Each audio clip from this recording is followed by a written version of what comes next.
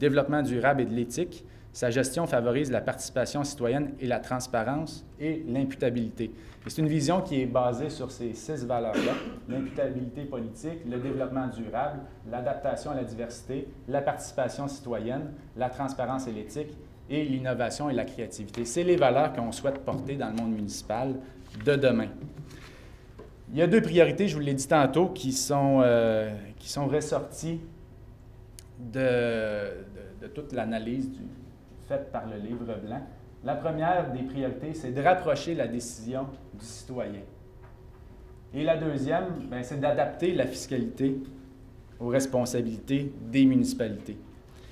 La première priorité, ce qu'elle dit, en fait, c'est de reconnaître la municipalité comme un palier de gouvernement autonome et convenir avec les élus municipaux d'une façon irrévocable, sauf en cas d'un commun accord, les pouvoirs et les ressources nécessaires au plein exercice de ses responsabilités. En fait, ce qu'on souhaite, c'est que la municipalité, au lieu d'être une créature du gouvernement du Québec, comme ça l'a été historiquement par l'encadrement législatif, c'est de faire en sorte que la municipalité soit vraiment considérée comme un gouvernement autonome.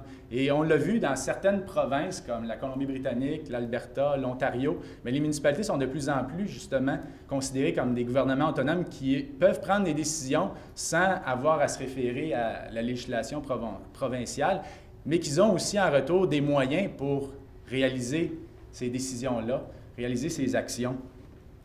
Deuxièmement, ce que ça implique,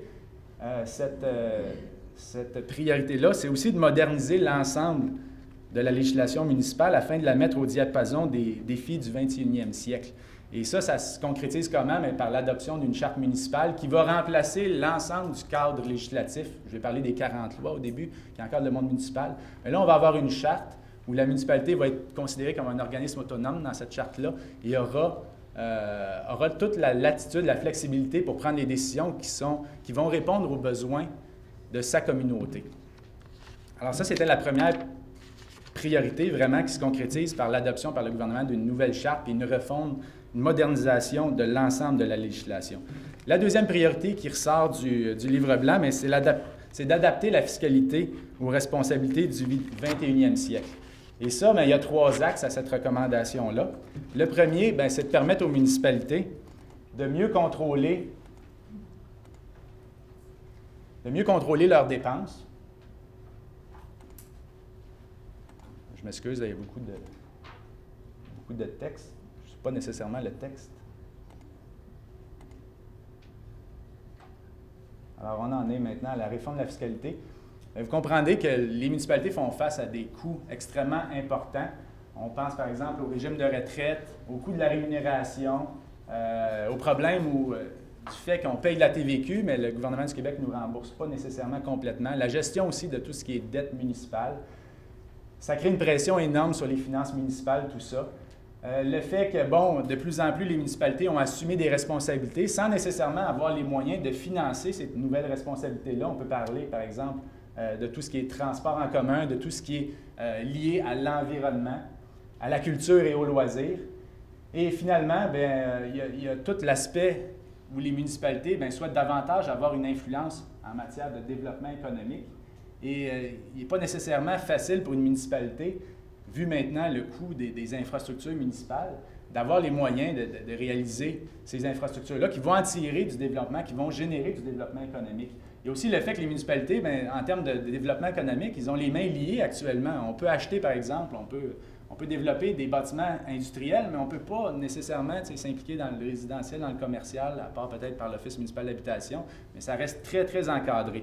Donc, tout l'aspect contrôle des dépenses, c'est un aspect très, très important. Et deuxièmement, c'est l'aspect aussi diversification des revenus. Saint-Hyacinthe, par exemple, on a fait le choix de la biométhanisation parce qu'on croit qu'éventuellement, ça va nous permettre d'aller chercher des revenus supplémentaires en vendant du biogaz, qui est une énergie considérée comme verte. En fait, on recycle des déchets municipaux. Mais il y a plusieurs façons aussi pour une municipalité d'avoir des outils qui sont en dehors de la taxation foncière, que ce soit la tarification. On sait qu'à Montréal, il y a toute la question du péage. Londres, par exemple, a instauré une zone où les véhicules, lorsqu'ils souhaitent aller stationner dans cette zone-là, ils doivent payer un frais supplémentaire. Mais ça, c'est des outils. La municipalité peut bien vouloir aller dans cette direction-là, mais la loi ne le permet pas.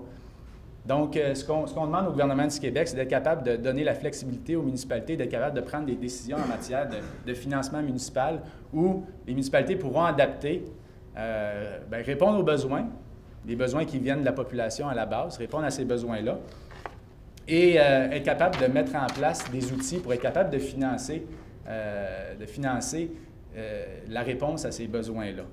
Et finalement, bien, pour conclure, les élus ont pris 7 engagements.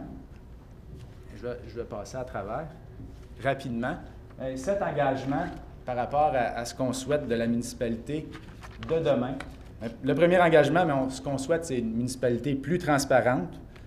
Comment? Bien, par une information claire et complète, un financement politique réformé et une gestion rigoureuse des fonds publics. On souhaite aussi une municipalité plus durable par des aménagements et des transports qui améliorent la qualité de vie des citoyens, une municipalité plus accueillante par des activités culturelles et de loisirs pour tous les âges,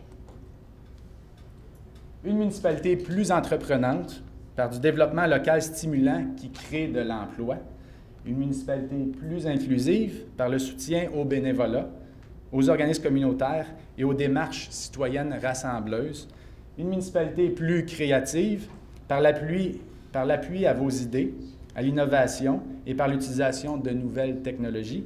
Et finalement, bien, ce qu'on souhaite de la municipalité de demain, c'est qu'elle soit plus ouverte par des partenariats qui donnent accès à plus de services. Alors, ça conclut ma présentation. On a peut-être un petit peu de temps pour quelques questions. J'espère que vous avez apprécié. Je pense que j'ai fait un survol assez rapide. Et il y a des sommaires à l'arrière qui résument bien ce qu'est le livre blanc. Et si vous voulez une édition, l'édition complète du livre blanc, elle est disponible sur le site Internet de l'UMQ, umq.qc.ca. Alors, s'il y a quelques questions sur le monde municipal en général ou sur le livre blanc, ça me fera plaisir d'y répondre. Vous avez juste à lever votre main. Elle doit être aussi hâte d'aller à la pause. Il est 9h30, justement. Alors, je serai disponible pendant la pause si vous voulez venir discuter avec moi. Il y a également un collègue de l'UMQ, M. Boucher, qui m'accompagne. Alors, si vous avez des questions plus spécifiques, je vous invite à venir m'en parler. Alors, j'espère que ça pourra vous aider dans votre travail à mieux comprendre c'est quoi la réalité que vit le monde municipal actuellement et dans quelle direction on souhaite s'en aller comme institution politique. Alors, merci beaucoup.